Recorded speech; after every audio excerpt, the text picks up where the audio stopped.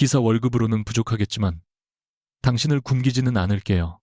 그러니까 저랑 결혼해요. 가난한 미술교사 한서윤은 가족의 압박을 피하려고 마지못해 맞선 자리에 나간다. 그녀는 낡은 차 옆에 서 있던 강태준을 맞선 상대인 대리기사로 착각하고 조건 대신 사람만 보고 결혼하겠다고 말한다. 그러나 태준은 운전기사가 아니라 성진그룹의 젊은 회장이며 두 사람의 만남조차 우연이 아니다. 서윤이 건넨 한 그릇의 따뜻한 국수를 잊지 못한 그는 그녀의 삶으로 들어가기 위해 가장 위험한 거짓말을 선택한다. 기사 월급으로는 부족하겠지만 당신을 굶기지는 않을게요. 그러니까 저랑 결혼해요. 한서윤의 말이 떨어진 순간 종로 골목의 작은 국수집 안에서 젓가락 부딪히는 소리마저 감쓴 듯 했다. 맞은편에 앉은 강태준은 손에 들고 있던 물컵을 천천히 내려놓았다. 회색 기사 제복 위로 드러난 손목에는 평범한 남자라면 쉽게 차지 못할 시계가 있었지만 서윤은 긴장한 나머지 그것을 보지 못했다. 그녀는 숨을 한 번 삼킨 뒤 빠르게 덧붙였다. 오해하지 마세요. 사랑에 빠졌다는 뜻은 아니에요. 태준이 낮게 물었다. 그런데 결혼은 하자고요. 네, 서로 조건이 나쁘지 않잖아요. 제 조건을 뭘 안다고 그러십니까? 김도연 씨, 34 대리운전과 수행기사 일을 병행하고 보증금 없는 월세방에 살고 가족 빚이 조금 있다. 맞죠? 태준의 눈빛이 흔들렸다. 서윤은 그 반응을 자신이 상대의 자존심을 건드린 탓이라 생각하고 서둘러 말했다. 빚이 있다고 사람까지 나쁜 건 아니잖아요. 저도 아버지가 남긴 빚이 있어요. 제가 김도현이 아니라고 하면요. 지금 와서 도망치고 싶다는 뜻이면 솔직하게 말하세요. 도망치는 건 당신 쪽이어야 할 텐데. 왜요? 설마 숨겨둔 아이가 있어요. 태준은 잠시 그녀를 바라보다가 웃음을 삼켰다. 그 미소가 너무 침착해서 서윤은 사람을 잘못 찾아온 것은 아닐까 의심했다. 하지만 창밖에는 낡은 검은 세단이 서 있었고 그의 가슴에는 운전기사 회사의 이름표가 달려 있었다. 서윤은 마지막으로 못을 박듯 말했다. 저는 돈 많은 남자 싫어해요. 거짓말하는 남자는 더 싫고요. 그러니까 가진 것 없으면 없는 대로 말해요. 그게 저한테는 가장 중요한 조건이에요. 그 말을 듣는 순간 태준의 표정에서 웃음기가 완전히 사라졌다. 서윤이 오늘 이 자리에 나온 이유는 낭만과 거리가 멀었다. 오전 수업이 끝난 뒤 교무실로 찾아온 이모는 아버지가 남긴 종로의 작은 한옥이 다음 달이면 채권자에게 넘어갈 수 있다고 압박했다.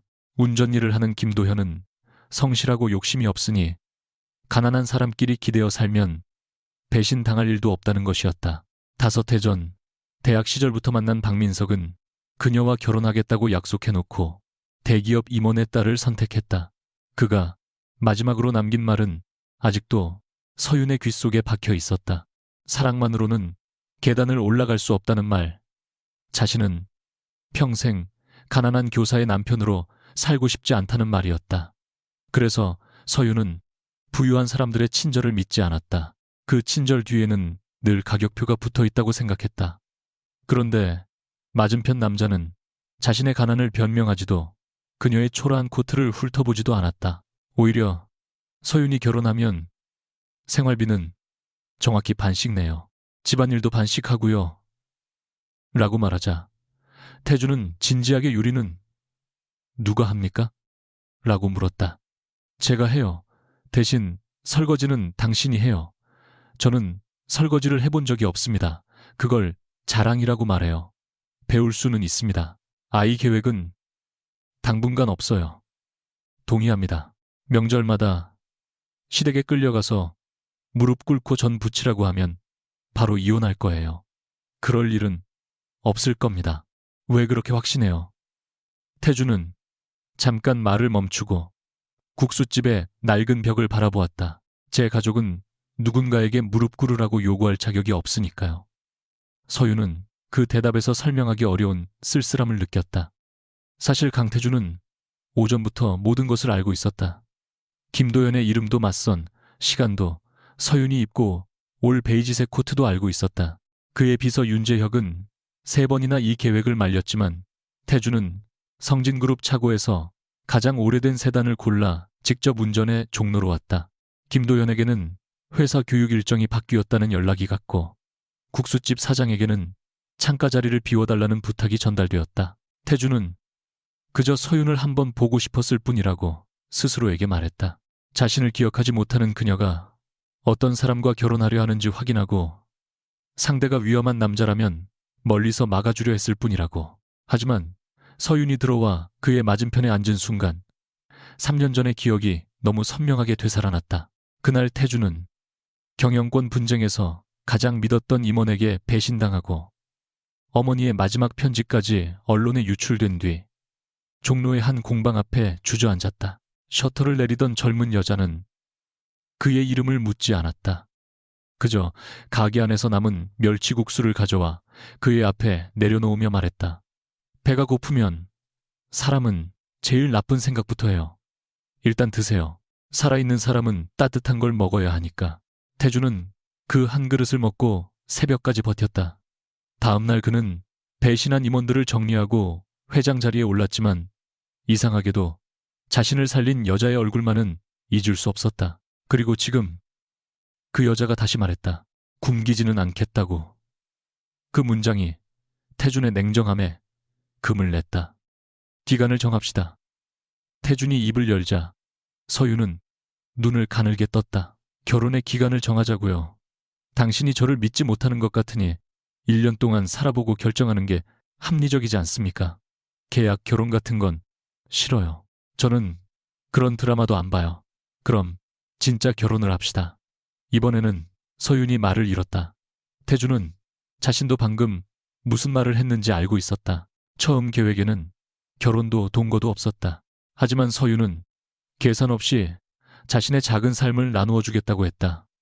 태준에게 그것은 어떤 계약보다 무거운 약속이었다. 서윤은 그의 눈을 피하며 손가락으로 종이컵 가장자리를 눌렀다. 제가 급해서 이상한 말을 한 건 알아요. 다음 달까지 결혼하지 않으면 이모가 아버지 집을 팔아서 빚을 갚겠다고 했어요.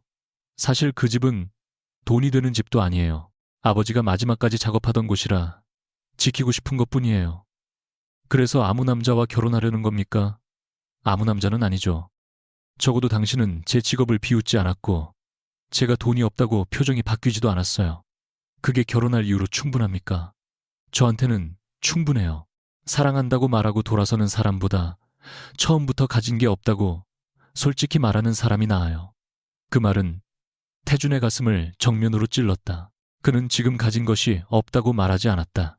다만 그녀가 그렇게 믿도록 내버려 두었을 뿐이었다. 태준은 진실을 말할 수 있는 마지막 기회라는 것을 알았다. 그러나 국수집 유리창 너머로 서윤이 오래된 한옥을 바라보는 순간 그의 두려움이 이성을 이겼다. 그녀가 자신이 누구인지 알게 되면 눈빛부터 달라질 것 같았다. 존경하거나 경계하거나 결국은 떠날 것 같았다. 그는 조용히 말했다. 좋습니다. 결혼하죠. 두 사람은 그날 오후 종로구청으로 향했다.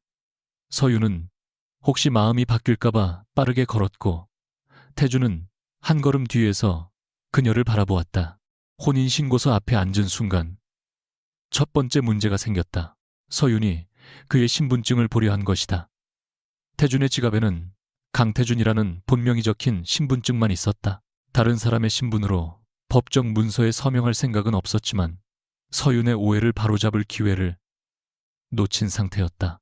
태준은 마침 휴대전화가 울리는 척 자리에서 일어났다.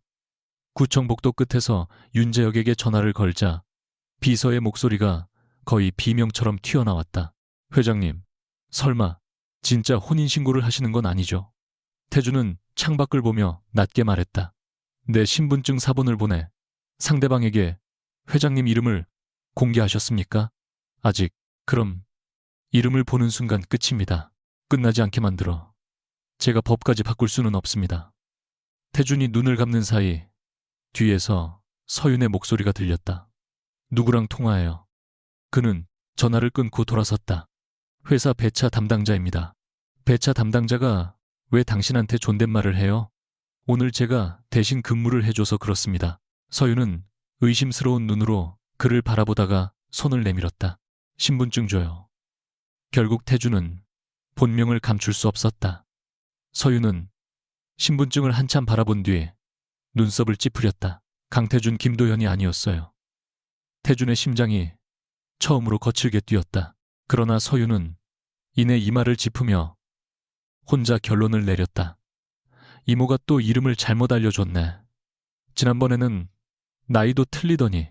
그녀는 신분증 사진과 그의 얼굴을 번갈아 확인한 뒤 혼인신고서에 또박또박 강태준이라고 적었다. 태준은 자신에게 주어진 마지막 탈출구가 닫히는 소리를 들었다. 혼인신고를 마치고 나오자 검은 정장을 입은 윤재혁이 구청 맞은편에 서 있었다. 그는 태준과 눈이 마주치자 반사적으로 허리를 숙이려 했지만 태준이 차갑게 고개를 저었다. 재혁은 급히 허리를 펴고 낡은 세단의 앞바퀴를 살피는 척 쪼그려 앉았다. 서윤이 그를 보고 물었다. 아는 사람이에요. 태준은 한치의 망설임도 없이 대답했다. 같은 기사, 회사 동료입니다. 재혁은 고개를 숙인 채 이를 악물었다. 성진그룹 전략비서실장이 하루아침에 기사회사 동료가 된 순간이었다. 서윤은 그에게 다가가 차가 고장났어요. 라고 물었고 재혁은 평소 수백 명의 임원을 상대할 때보다 더 긴장한 얼굴로 아닙니다. 형수님이라고 답했다. 공기가 얼어붙었다. 서윤이 눈을 크게 뜨자 재혁은 황급히 고쳐 말했다. 아니, 그러니까 강 기사님이 워낙 형처럼 잘 챙겨줘서 저희가 그렇게 부릅니다. 서윤은 어색하게 웃었지만 태주는 재혁에게 죽일 듯한 시선을 보냈다. 차에 오른 뒤 그녀는 안전벨트를 매며 말했다. 회사 사람들이 당신을 꽤 따르나 봐요. 그런 편입니다. 그런데 왜 표정이 다들 당신한테 보고하는 사람들 같죠? 제가 나이가 조금 많아서 그렇습니다. 강태준 씨. 서윤이 처음으로 그의 본명을 불렀다. 태준은 운전대를 움켜쥐었다. 이제 부부니까 한 가지만 약속해요. 무슨 일이 있어도 거짓말하지 않기. 그녀는 창밖을 바라보며 담담하게 덧붙였다. 돈이 없거나 실패하는 건 견딜 수 있어요. 하지만 나를 바보로 만드는 건 못 견뎌요. 태주는 대답해야 했지만 입이 떨어지지 않았다. 잠시 뒤 그는 겨우 노력하겠습니다. 라고 말했다. 서윤은 그것이 약속이 아님을 알아차리지 못했다. 서윤의 집은 종로 언덕길 끝에 있는 오래된 한옥이었다. 마당은 좁았고 기와 몇 장이 깨져 있었지만 안채 한쪽에는 아버지가 사용하던 작은 작업실이 그대로 남아 있었다. 태주는 현관에 들어서자마자 벽에 걸린 낡은 목판화와 책장 위에 백자 조각들을 살폈다. 미술관에서 수십억 원짜리 작품을 보아온 그의 눈에도 집안의 물건들은 평범하지 않았다. 특히 창가에 놓인 작은 청화백자는 몸통을 가로지르는 금이 거의 보이지 않을 만큼 정교하게 복원되어 있었다. 태준이 손을 뻗자 서윤이 즉시 그의 손목을 잡았다. 만지면 안 돼요. 수리한 겁니까? 그냥 붙였어요. 그냥 붙인 흔적이 아닌데요. 서윤의 표정이 순간 굳었다. 그녀는 백자를 천으로 덮으며 아버지가 하던 일을 조금 배웠을 뿐이에요. 라고 짧게 답했다. 그때 안쪽 복도 끝에 문이 눈에 들어왔다. 다른 문과 달리 새 자물쇠가 달려 있었고 문 아래로는 광물안료 특유의 희미한 냄새가 흘러나왔다. 태주는 묻고 싶었지만 서윤이 먼저 선을 그었다. 저 방은 들어가지 마세요. 제 작업실이에요. 학교 미술 수업 준비를 합니까? 그런 셈이에요. 그녀는 부엌으로 향하며 대화를 끝냈다. 태주는 닫힌 문을 바라보다가 벽 한쪽에 놓인 택배 상자를 발견했다. 발신인은 국립문화재 보존센터였고 수취인 이름은 한서윤이 아니라 화연으로 적혀 있었다. 그는 상자를 읽지 못한 척 시선을 돌렸다. 자신도 비밀을 품고 있으면서 그녀의 비밀을 캐낼 자격은 없다고 생각했다. 그러나 화연이라는 이름은 어디선가 분명히 들어본 적이 있었다. 첫 저녁 식사는 된장찌개와 계란말이 김이 전부였다. 서유는 미안한 얼굴로 결혼 첫날인데 너무 초라하죠? 라고 물었지만 태주는 한 숟가락을 먹은 뒤 한동안 아무 말도 하지 못했다. 한남동 본가의 식탁에서는 가족들이 늘 주가와 지분, 지금은 작은 나무상에 두 사람이 마주 앉아 있었고 서유는 그가 찌개를 잘 먹는지 걱정스러운 눈으로 살피고 있었다. 태주는 맛있습니다 라고 대답했다. 진짜요? 네. 그럼 내일부터 아침도 먹고 가요. 기사 일은 끼니를 자주 거른다던데. 회사에서 식사는 제공합니다. 그래도 집밥이 낫죠. 그리고 월급 통장도 나중에 보여줘요. 빚 상환 계획 같이 짜게. 태주는 숟가락을 멈췄다. 성진그룹 회장실 재무팀도 그의 개인 자산 전체를 한 장의 통장으로 정리하지 못했다. 서유는 그의 침묵을 부끄러움으로 오해하고 부드럽게 말했다. 많이, 적어도 괜찮아요. 제가 교사 월급으로 생활비는 감당할 수 있어요. 대신 무리해서 빚 갚는다고 위험한 일은 하지 마요. 그 순간 태주는 다시 3년 전에 국수 냄새를 떠올렸다.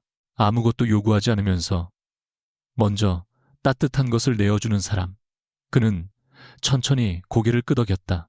식사가 끝난 뒤 약속대로 설거지를 맡았지만 세제를 너무 많이 부어 부엌 바닥을 거품으로 뒤덮었다. 서유는 어이없다는 듯 그를 보다가 결국 웃음을 터뜨렸다. 태주는 그녀의 웃음소리를 들으며 자신의 선택이 틀리지 않았다고 믿고 싶었다. 적어도 그 순간만큼은 거짓말이 그녀에게서 이 웃음을 빼앗지 않을 것이라고 스스로를 속였다.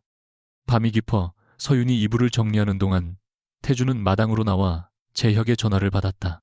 회장님, 내일 아침 7시 이사회입니다. 독일 합작사 대표도 입국했습니다. 그리고 부회장님 쪽에서 회장님의 동선을 확인하고 있습니다. 태주는 불이 켜진 부엌 창문을 바라보며 말했다. 아침 6시 전에 차를 골목 아래에 대기시켜 여기 근처에는 비서실 사람을 들이지 마. 언제까지 이 생활을 유지하실 생각입니까? 필요할 때까지 사모님께 진실을 말씀하셔야 합니다. 태준의 시선이 차갑게 가라앉았다. 그 호칭 쓰지 마. 이미 법적으로는 사모님입니다. 재혁이 단호하게 말했다. 거짓말은 시간이 지날수록 비용이 커집니다. 사람 마음은 숫자로 계산할 수 없습니다. 태주는 대꾸하지 않았다. 그때 재혁이 덧붙였다. 보건과 화연에 새 자료가 들어왔습니다. 명예회장님이 찾는 십장생 병풍의 마지막 보존 기록에 그 이름이 있습니다. 태준의 눈길이 복도 끝 잠긴 문으로 향했다. 그때 등 뒤에서 문이 열렸다. 서유는 얇은 카디건을 걸친 채 마당으로 나와 물었다. 이 시간에 누구랑 통화했어요? 태주는 휴대전화를 주머니에 넣었다. 야간 배차 문제입니다. 내일도 일해요. 네, 그럼 일찍 자요. 첫날부터 무리하지 말고. 그녀는 그에게 작은 수건을 건네며 웃었다. 그리고 아까 약속 잊지 않았죠? 우리 사이에는 거짓말 없는 거. 태주는 수건을 받아들고 그녀의 손끝을 잠시 바라보았다. 진실을 말하면 온기가 사라지고 거짓말을 계속하면 언젠가 그녀를 잃을 터였다. 그는 가장 비겁한 대답을 골랐다. 잊지 않았습니다. 서윤이 안으로 들어간 뒤 태주는 마당에 홀로 남았다. 낡은 한옥의 창문에 비친 자신의 모습은 성진그룹 회장도 평범한 기사도 아니었다. 사랑받고 싶다는 이유로 다른 사람의 선택을 훔친 남자였다. 새벽 2시가 가까워졌을 때 태주는 서윤이 잠든 것을 확인하고 거실에 홀로 앉았다. 그의 손에는 3년 전 국수집에서 받은 영수증이 들려 있었다. 뒷면에는 힘든 날에는 따뜻한 것을 먹고 내일 결정하라는 서윤의 글이 남아 있었다. 그는 그것을 수년 동안 지갑 안쪽에 간직했다. 오늘 혼인신고서에 적힌 그녀의 필체는 그때와 똑같았다. 태주는 휴대전화 화면을 켰다. 화면에는 수십 건의 부재중 전화와 성진그룹 주가 보고서, 이사회 긴급 안건이 떠 있었지만 그의 시선은 마지막으로 도착한 사진 한 장에 멈췄다. 재혁이 보낸 자료에는 복원과 화연이 작업한 백자 사진이 실려 있었다. 금을 이어붙인 방식과 안료의 색 표면을 마감한 흔적이 조금 전 창가에서 본 청화백자와 놀랍도록 닮아 있었다. 그 아래에는 한 줄의 경고가 적혀 있었다. 화연의 신원을 강혜란 부회장 측에서도 추적 중이라는 내용이었다. 태주는 잠긴 문을 바라보았다. 서윤 역시 아무도 모르는 세계를 품고 있고 그 비밀을 자신의 가족이 노린다면 이 결혼은 단순한 거짓말로 끝나지 않을 터였다. 그 순간 서윤이 잠결에 그의 이름을 불렀다. 태준 씨. 그는 본능적으로 몸을 일으켰다. 그녀는 문가에 기대어 졸린 눈으로 말했다. 거기서 뭐해요? 내일부터는 여기 집이잖아요. 태준은 영수증과 휴대전화를 감춘 뒤 그녀에게 다가갔다. 서윤은 아무것도 모른 채 그를 방 안으로 이끌었다. 태준은 그 따뜻한 손을 놓지 못했다.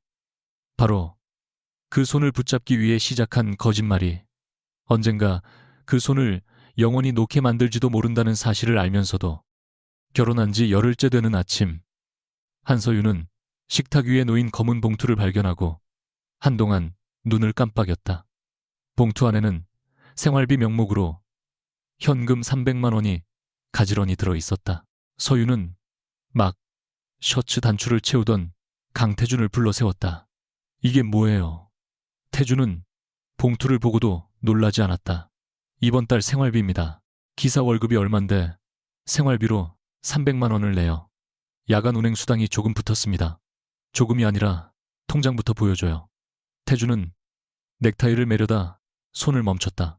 그는 아침 6시 성진그룹 임원회의에 참석한 뒤 비서실이 준비한 기사 제복으로 갈아입고 다시 한옥으로 돌아온 참이었다. 서윤은 그가 밤새 운전한 줄 알고 있었고 태준은 그 오해를 바로잡는 대신 현금 액수부터 줄여야 했다는 사실을 뒤늦게 깨달았다. 현금으로 받는 일이 많습니다. 요즘 세상에 월급을 현금으로 주는 회사가 어디 있어요? 작은 업체라서 그렇습니다. 서윤은 봉투에서 5만 원권 2장만 꺼내고 나머지를 그의 가슴에 밀어넣었다. 생활비는 약속대로 반씩, 그리고 빚 있다고 무리해서 돈 만들지 마요. 불법적인 일이라도 하면 바로 신고할 거예요. 태준이 낮게 물었다. 남편을 신고한다고요? 남편이라서 더 빨리요. 그녀가 단호하게 대답하자 태준은 웃지도 못하고 고개만 끄덕였다. 서윤이 집을 나간 뒤 그는 윤재혁에게 전화를 걸었다. 앞으로 현금은 10만 원 이상 주지 마. 재혁은 한숨을 내쉬었다. 회장님께서 지금 가장 어려워하시는 일이 생활비 조절일 줄은 몰랐습니다. 말이 많군. 사모님께 통장을 보여달라는 요구를 받으면 어떻게 하실 겁니까? 태준은 대답하지 못했다. 이제 그의 거짓말에는 재무팀까지 필요했다. 서윤이 근무하는 연화중학교에서는 그날 아침부터 묘한 긴장감이 돌았다. 학교 재단이 예산을 줄이면서 미술 수업 일부를 외부 온라인 강의로 대체한다는 소문이 퍼졌기 때문이다. 교감 오상필은 교무회의에서 입시에 직접 도움이 되지 않는 과목부터 효율화해야 합니다. 라고 말했고 서윤은 손을 들었다. 아이들이 만든 작품을 학교 홍보 영상에 사용하면서 미술 수업은 필요 없다고 하시는 건 모순 아닙니까? 오 교감은 입가를 비틀었다. 한 선생은 현실을 잘 모르나 본데 학교는 감성으로 운영되지 않습니다. 그렇다면 학생들의 작품을 허락 없이 기업 홍보에 제공하는 일도 현실이라고 부르십니까? 회의실이 조용해졌다. 같은 미술과 교사 최수진은 서윤 옆에서 눈치를 주었지만 서윤은 물러서지 않았다. 최근 학교는 학생들의 그림을 한 교육기업 광고에 사용하면서 별도의 동의를 받지 않았다. 서윤은 관련 서류를 확인해달라고 요구했고 그 일로 교감의 눈밖에 난 상태였다. 회의가 끝나자 수진은 복도에서 그녀를 붙잡았다. 너 결혼하더니 더 겁이 없어졌네. 남편이 뒤라도 봐줘. 대리기사 월급으로 무슨 뒤를 봐줘. 그럼 더 조용히 살아야지. 잘못하면 다른 지역으로 발령 날 수도 있어. 그때 현관 쪽에서 구두 소리가 들렸다. 짙은 남색 정장을 입은 박민석이 교육기업 전략기획팀 명찰을 달고 들어오고 있었다. 5해 전 그녀를 버렸던 남자는 조금도 변하지 않은 얼굴로 서윤을 바라보다가 왼손에 결혼 반지를 발견하고 천천히 웃었다. 소식은 들었어. 운전기사와 결혼했다며. 서윤은 차갑게 대답했다. 당신이 알 일은 아니야. 민석은 목소리를 낮췄다. 사람은 결국 자기 수준에 맞는 자리를 찾아가나 봐. 그날 오후 태주는 학교 앞 골목에 차를 세워둔 채 서윤을 기다리고 있었다. 원래라면 판교 연구단지에서 해외 투자자들과 회의를 진행해야 했지만 화상회의로 바꾼 뒤 직접 그녀를 데리러 왔다. 서윤이 교문을 나설 때 민석이 뒤따라오는 것을 본 순간 태준의 손가락이 운전대 위에서 천천히 굳었다. 민석은 낡은 세단을 위아래로 훑어보고는 비웃듯 말했다. 이분이 남편이야. 서윤이 대답하기 전에 태준이 차에서 내렸다. 기사 제복을 입고 있었지만 그의 자세와 시선에는 누구에게도 고개를 숙이지 않는 사람의 습관이 남아 있었다. 민석이 손을 내밀며 박민석입니다. 서윤 씨 대학 동창이죠. 라고 말하자 태주는 악수 대신 그의 사원증을 바라보았다. 미래교육 전략기획팀 박민석 과장. 민석의 표정이 잠시 굳었다. 제 이름을 압니까? 차에 타기 전에 다른 사람의 명찰을 읽는 습관이 있습니다. 기사분치고 관찰력이 좋네요. 태주는 담담하게 대꾸했다. 사람의 자리를 직업으로 판단하는 분보다야 낫겠죠. 서윤은 놀라 그를 바라보았고 민석의 얼굴은 붉어졌다. 그는 서윤 쪽으로 한 걸음 다가서며 학교 예산건은 회사 방침이야. 괜히 나서다가 남편까지 곤란하게 만들지 마. 라고 경고했다. 태준의 눈빛이 서늘해졌다. 학생들 작품 사용 동의서는 받으셨습니까? 그걸 왜 당신이 묻습니까? 제 아내가 걱정하는 일이니까요. 민석은 코웃음을 치고 돌아섰다. 차에 탄 뒤 서윤은 태준에게 물었다. 당신 정말 기사 맞아요. 태준은 시동을 걸며 대답했다. 왜 아닐 거라고 생각합니까? 방금 말투가 기사라기보다 회사를 자를 사람 같았어요. 운전하다 보면 별별 사람을 많이 만나서 그렇습니다. 서윤은 의심스러운 눈으로 그를 보다가 피곤한 듯 창문에 머리를 기댔다. 태준은 곧바로 재혁에게 짧은 메시지를 보냈다. 미래교육의 연화중학교 광고계약과 학생 저작물 사용 내역을 전부 확인하라는 지시였다. 태준은 그날 밤 돈으로 학교를 사버리고 싶은 충동을 처음으로 억눌렀다. 성진그룹 계열재단이 연화중학교를 인수하는 것은 어렵지 않았지만 그렇게 하면 서윤이 지키려 한 원칙까지 그의 권력 아래 놓이게 된다. 대신 그는 법무팀에 학생 작품 사용 동의 절차와 재단 회계 흐름만 조사하게 했다. 이틀 뒤 미래교육이 학생 그림을 무단으로 광고에 사용했고 학교 교감이 그 대가로 자문료를 받은 정황이 발견되었다. 태준은 보고서를 읽으며 징계 요구는 하지마. 자료만 학교 이사회와 감사 담당자에게 보내라고 지시했다. 재혁이 물었다. 박민석 과장에 대한 조치는요? 개인 감정으로 자르지 않는다. 회장님답지 않으십니다. 그 사람의 잘못이 확인되면 규정대로 처리해. 서윤이 나 때문에 결과가 바뀌었다고 느끼게 하지 마. 그러나 일은 예상보다 빠르게 움직였다. 학교 이사회는 감사를 시작했고 오상필 교감은 수업 배정 권한에서 배제되었다. 온라인 강의 전환 계획도 보류되었다. 교무실에서는 누군가 교육청에 제보했다는 소문이 돌았다. 최수진은 서윤의 책상에 기대어 내 남편이 한 거 아니야 라고 물었다. 서윤은 황당한 표정을 지었다. 대리기사가 교육청을 움직여. 요즘 대리기사 중에도 전직 검사나 국회의원 있는 거 아니야. 드라마 좀 그만 봐. 입으로는 부정했지만 서윤은 퇴근길 내내 태준이 민석의 이름과 직책을 한 번에 기억한 일을 떠올렸다. 집에 도착했을 때 그는 앞치마를 두른 채 부엌에 서 있었다. 식탁에는 모양이 전혀 다른 김밥 12줄이 놓여 있었다.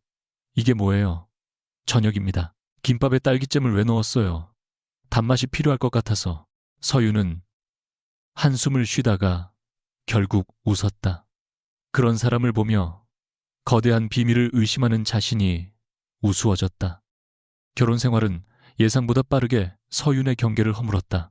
태주는 세탁기를 돌릴 때마다 흰 옷과 검은 옷을 함께 넣었고 처음 탄 버스에서는 교통카드를 어디에 대야 하는지도 몰랐다. 시장에서는 상인이 부른 가격을 한 번도 깎지 않았으며 두부 한 모를 사면서 5만 원권을 내밀었다. 서윤은 그런 그를 세상 물정 모르는 가난한 집 막내 아들쯤으로 생각했다. 당신은 돈이 없는데 왜 돈 감각도 없어요? 그녀가 물으면 태주는 잠시 생각하다가 늘 다른 사람이 계산했습니다. 라고 답했다. 회사 사장이 밥도 사주고 기름도 넣어줬어요. 그런 셈입니다. 다정궁 글감거려 그림을 그리님은 어느 토요일 두 사람은 한옥 지붕에서 새는 빗물을 막기 위해 직접 기와를 정리했다. 태주는 높은 곳에 익숙하지 않아 발을 헛디뎠고 서윤이 그의 팔을 잡아당기는 바람에 둘은 마당의 뒷집 더미 위로 함께 넘어졌다. 서윤은 놀라 그의 얼굴을 살폈다. 다친 데 없어요. 태주는 자신의 가슴 위에 엎어진 그녀를 바라보다가 낮게 말했다. 없습니다. 당신은요. 가까워진 숨결에 서윤의 귀가 붉어졌다. 그녀는 급히 일어나며 운전만 하지 말고 운동도 좀 해요. 라고 핀잔을 주었다. 태주는 그녀의 손이 떨어진 자리를 한참 바라보았다. 그날 밤 서윤은 처음으로 그의 이불을 거실이 아니라 자신의 방 안쪽에 깔아주었다. 두 사람 사이에는 여전히 한 사람 정도 누울 수 있는 거리가 있었지만 태준에게는 한남동의 넓은 침실보다 그 좁은 공간이 훨씬 따뜻했다. 그는 잠든 서윤의 고른 숨소리를 들으며 진실을 말해야 한다고 수없이 다짐했다. 그러나 아침이 되면 또다시 기사 제복을 입었다. 며칠 뒤 서윤은 혼인신고까지 했는데 시부모에게 인사도 하지 않는 것이 마음에 걸린다며 먼저 만남을 제안했다. 태준의 아버지는 오래전에 세상을 떠났고 어머니는 해외에서 요양 중이었다. 사실대로 말하면 될 일이었지만 서윤이 부모님도 형편이 어렵다고 했죠. 제가 부담스러워할까봐 피하시는 거면 그러지 말라고 해요. 라고 말하자 그는 또 다른 거짓말을 선택했다. 태주는 어린 시절부터 자신을 돌본 운전기사 장성호와 가사관리인 김명자에게 부모 역할을 부탁했다. 두 사람은 성진가에서 30년을 일했고 실제 부모보다 가까운 존재였지만 그 사실조차 서윤에게 밝히지 않았다. 약속 당일 성호는 평범한 점퍼를 입었고 명자는 백화점 옷의 상표를 잘라낸 뒤 한옥을 찾았다. 처음에는 모든 일이 순조로웠다. 명자는 서윤의 손을 잡고 우리 아들이 성격은 무뚝뚝해도 나쁜 사람은 아닙니다. 라고 말했고 성호는 태준에게 여보게 물 좀 주게 라고 어색하게 반말했다. 문제는 식사 중에 생겼다.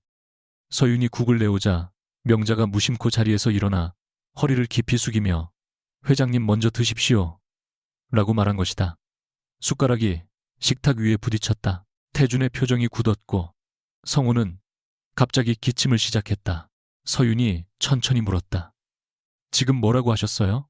명자는 얼굴이 하얗게 질렸다가 급히 웃었다. 제가 교회에서 회장 일을 오래 해서요. 집에서도 자꾸 회장님이라고 부르는 버릇이 생겼습니다. 그런데 왜 태준 씨에게 먼저 드시라고 해요? 우리 아들은 밥을 잘 안 먹어서 늘 먼저 먹입니다. 설명은 엉성했지만 서윤은 노부부가 긴장한 탓이라 여기고 넘어갔다. 식사가 끝난 뒤 명자는 서윤이 내놓은 조선 후기 백자잔을 빛에 비춰보았다. 손잡이 아래에 미세한 갈라짐은 팜과 안료로 메워져 있어 일반인은 수리 흔적을 알아보기 어려웠다. 그런데 명자는 무심코 이 색 맞춤은 화연 선생 방식과 닮았네요. 라고 중얼거렸다. 서윤의 손이 멈췄다. 화연을 아세요? 명자는 자신의 실수를 알아차리고 태준을 바라보았다. 성진가의 오래된 살림을 관리해온 그녀는 명예회장 강동철이 수년 동안 찾던 복원가 화연의 이름을 수없이 들었다. 명자는 급히 텔레비전에서 본 것 같습니다. 라고 둘러댔지만 서유는 찻잔을 치우고 작업실 문을 잠갔다. 손님들이 돌아간 뒤 태준이 물었다. 화연이라는 사람을 압니까? 모르는 사람이에요. 당신 표정은 그렇지 않았습니다. 당신 부모님도 평범한 분들 같지는 않던데요. 서윤이 날카롭게 받아쳤다. 어머니는 찻잔을 잡는 법부터 식사 예절까지 너무 익숙했고 아버님은 낡은 점퍼 안에 맞춤 셔츠를 입고 있었어요. 당신 가족은 대체 뭐예요? 태주는 거짓말을 덮기 위해 또 하나의 진실을 잘라냈다. 아버지는 예전에 부잣집 운전기사였고 어머니는 그 집에서 일했습니다. 그래서 습관이 남은 겁니다. 서유는 한참 그를 바라보다가 고개를 돌렸다. 다음부터는 물어보기 전에 말해줘요. 사소한 것도 숨기면 사람은 더 큰 걸 의심하게 되니까. 태주는 미안하다고 했지만 그녀의 눈에 남은 의심은 사라지지 않았다. 같은 시각 강혜라는 성진그룹 본사 최상층 부회장실에서 서윤의 사진을 보고 있었다. 사진 속 서윤은 학교 앞에서 학생의 그림을 들고 웃고 있었고 그 옆에는 기사 제복을 입은 태준이 서 있었다. 혜라는 사진을 책상 위에 내려놓으며 재단 감사실장에게 물었다. 혼인신고가 사실이야 예. 열흘 전에 종로구청에서 접수됐습니다. 태준이가 직접 그렇습니다. 혜라는 웃지 않았다.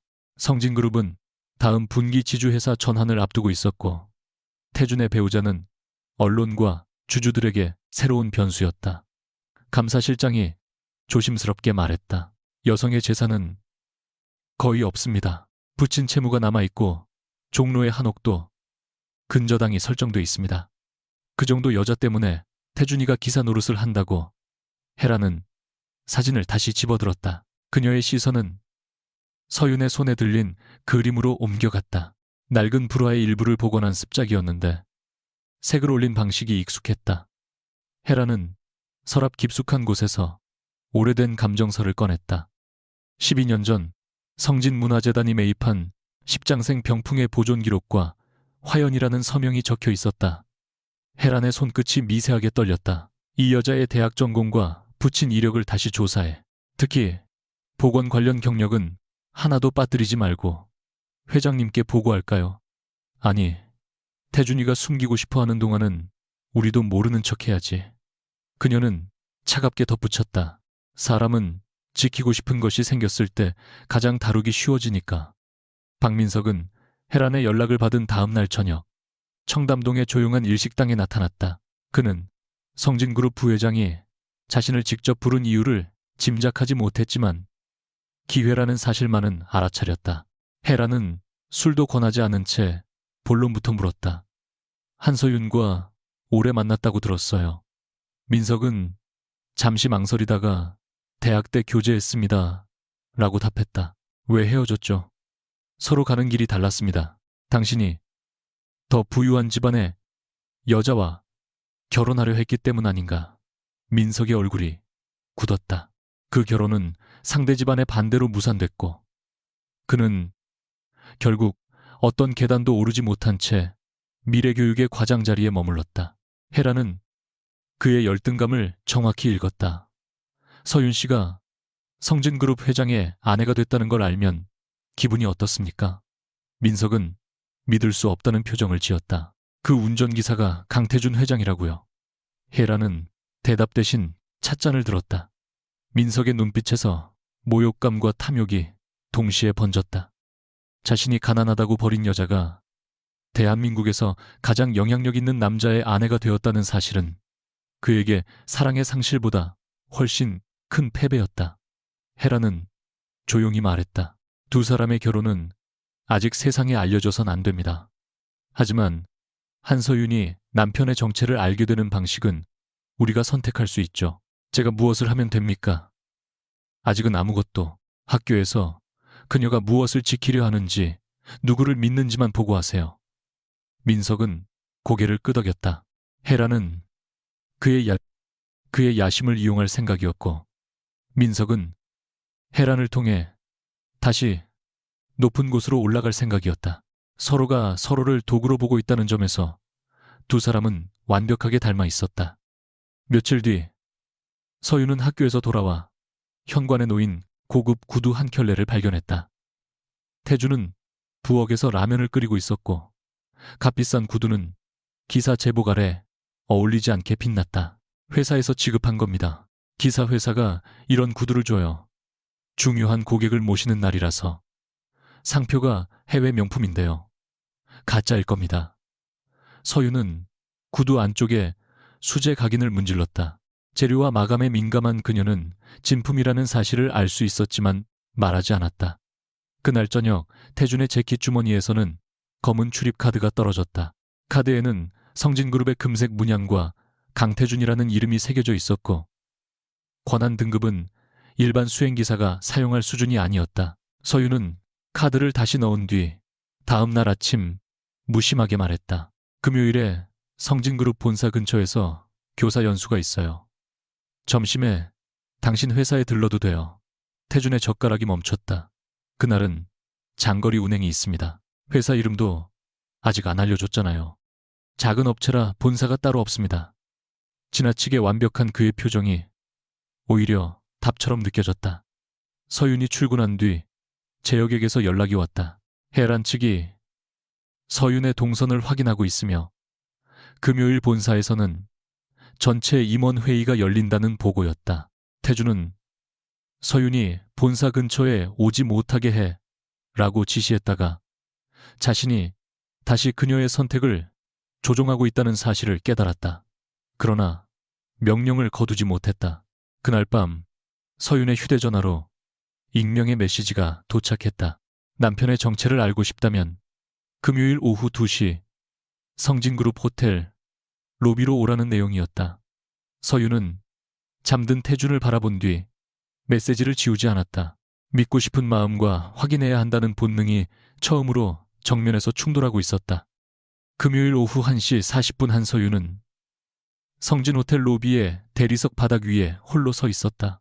익명의 메시지는 분명 오후 2시라고 했지만 그녀는 약속보다 20분 일찍 도착했다. 믿지 않는 척하면서도 확인하고 싶었고 확인하고 싶어 하면서도 아무것도 발견하지 못하기를 바랐다.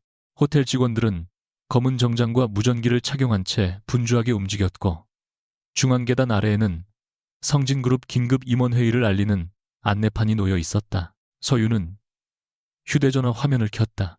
태준에게서는 아침에 도착한 메시지가 전부였다.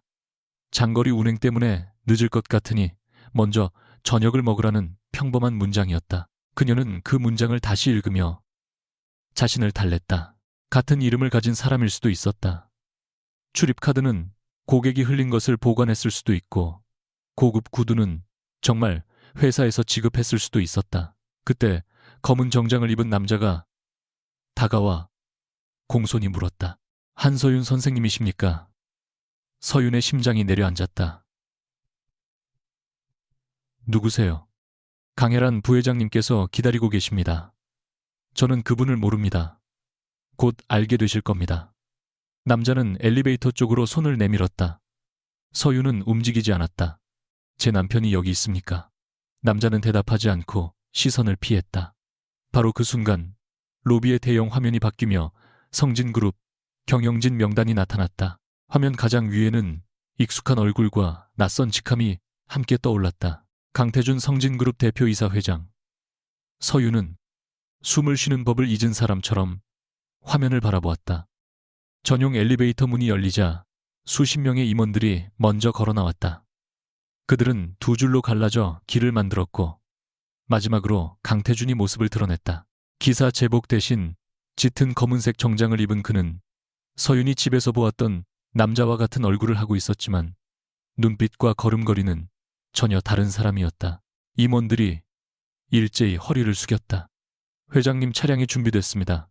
태준은 비서가 건넨 보고서를 받아들다가 로비 중앙에 서 있는 서윤을 발견했다. 그의 발걸음이 멈췄다.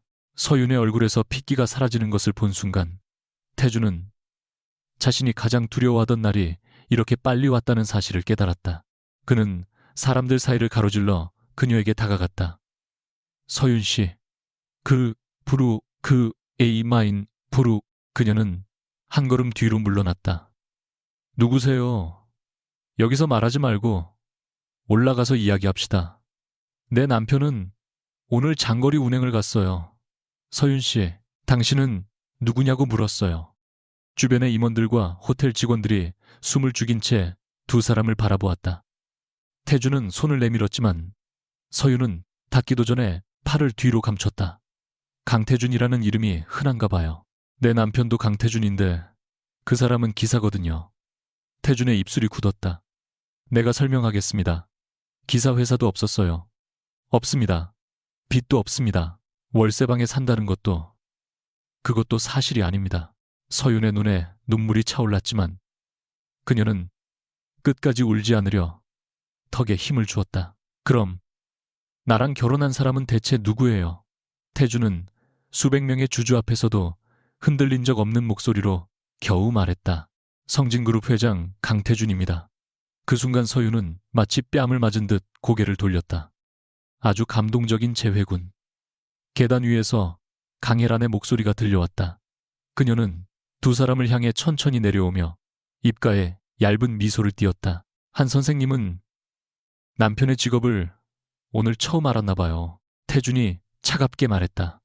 고모, 지금은 빠지십시오. 내가 빠지면 이분은 누가 진실을 알려주지? 헤라는 서윤 앞에 멈춰 섰다. 결혼 전부터 태준이는 당신을 알고 있었습니다. 맞선 상대도 원래 다른 남자였고요.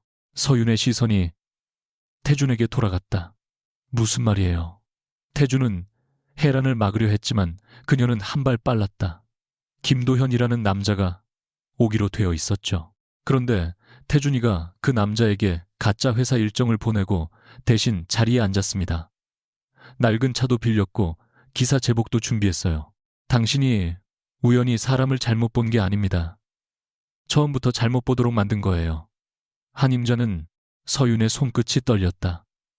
거짓말이죠. 그녀가 태준에게 물었지만 그의 침묵이 답이 되었다. 헤라는 계속했다. 당신이 시부모라고 믿은 사람들도 태준의 부모가 아닙니다. 한 사람은 성진가의 전직 운전기사이고 다른 한 사람은 오랫동안 본가를 관리한 직원이죠. 당신이 사는 한옥 주변에는 비서실 사람들이 교대로 배치되어 있었고 학교에서 일어난 감사도 태준의 지시로 시작됐습니다. 그만하십시오. 태준의 낮은 경고가 로비에 울렸지만 헤라는 눈 하나 깜빡하지 않았다.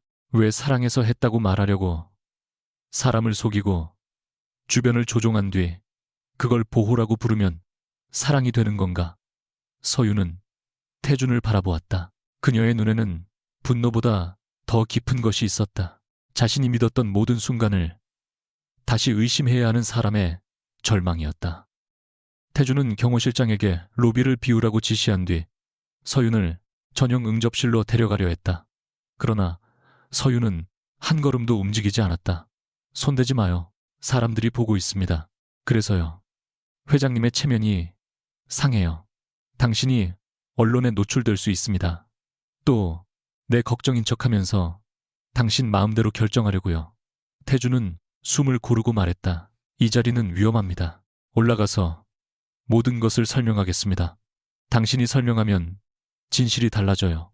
우리 처음 만난 건 거짓말이었지만 당신을 향한 마음은 거짓이 아닙니다. 서윤은 허탈하게 웃었다. 그 말을 내가 어떻게 믿어요?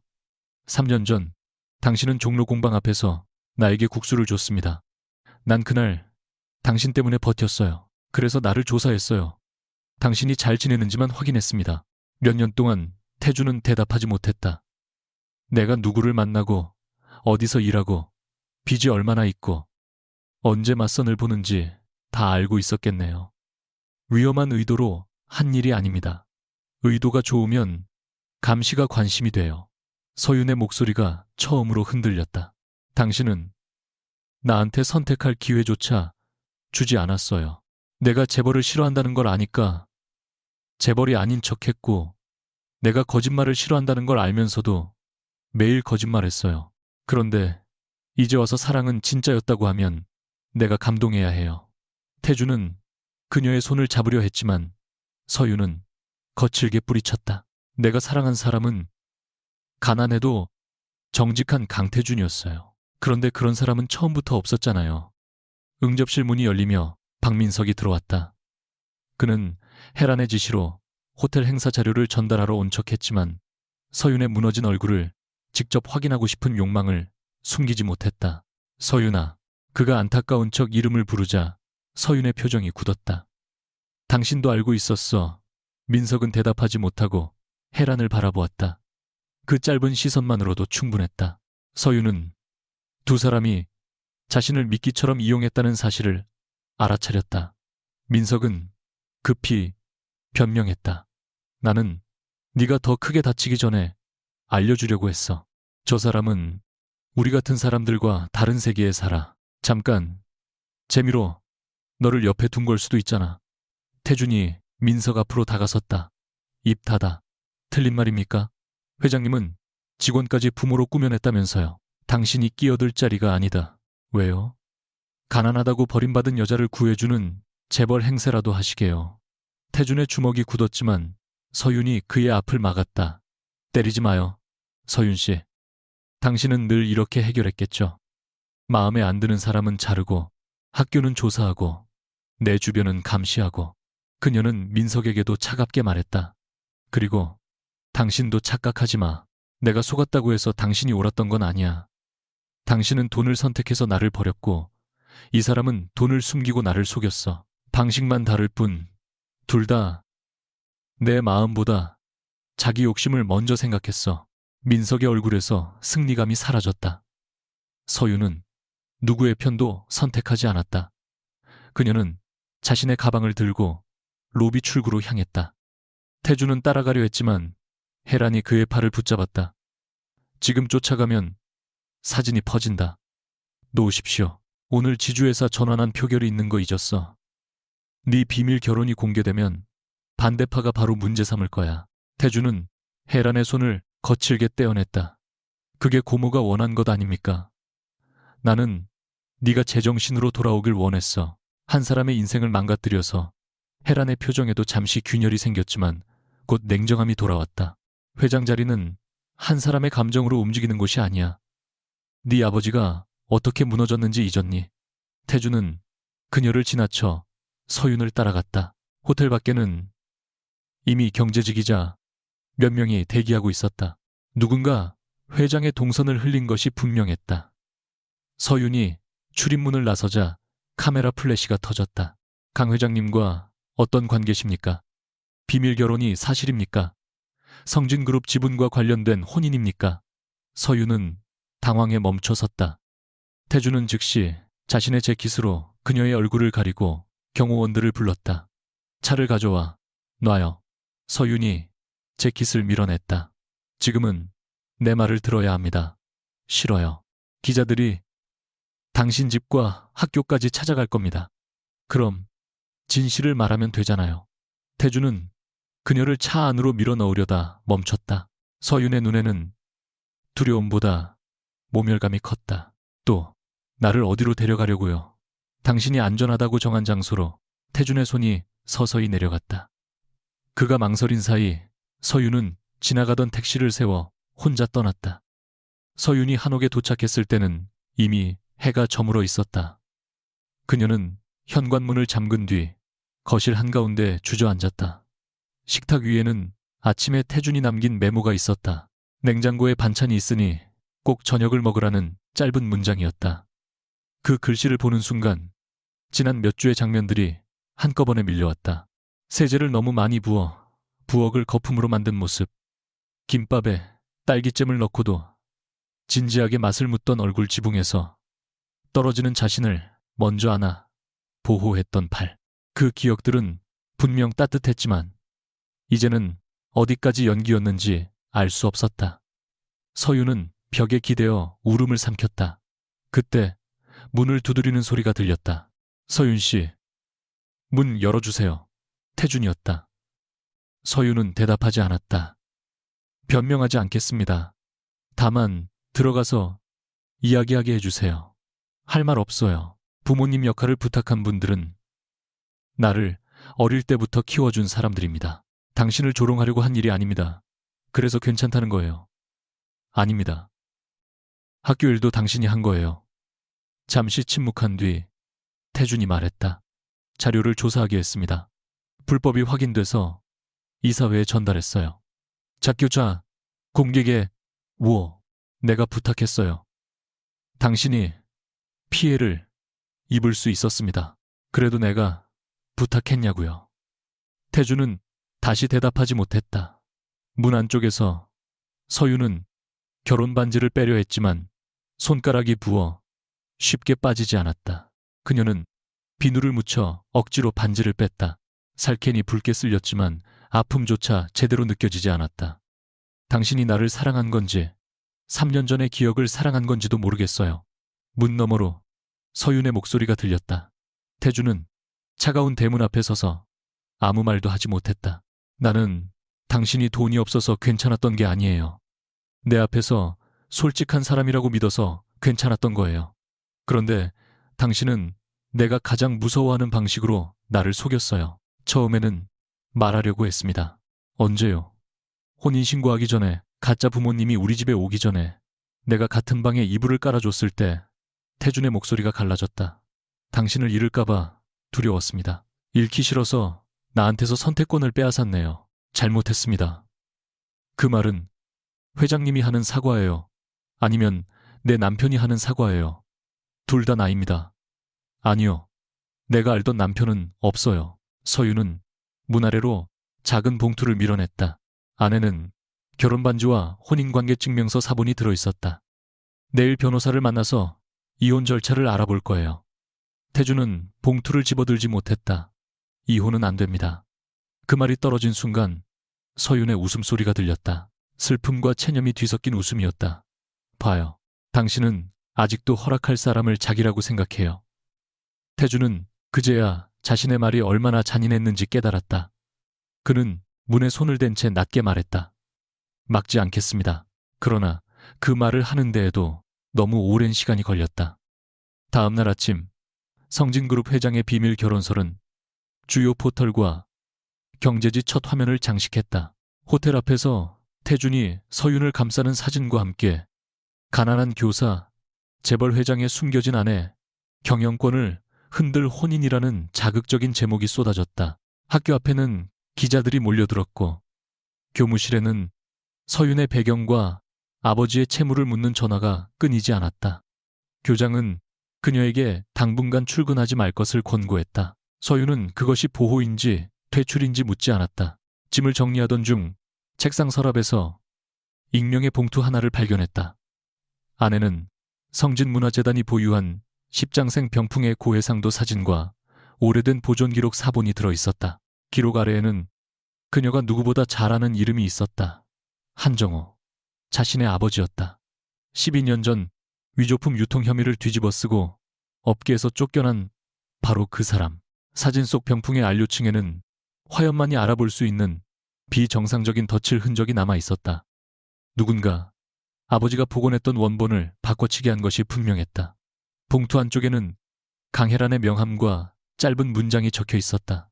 진실을 알고 싶다면 혼자 찾아오라는 내용이었다. 서유는 한동안 사진을 바라보다가 휴대전화를 꺼냈다.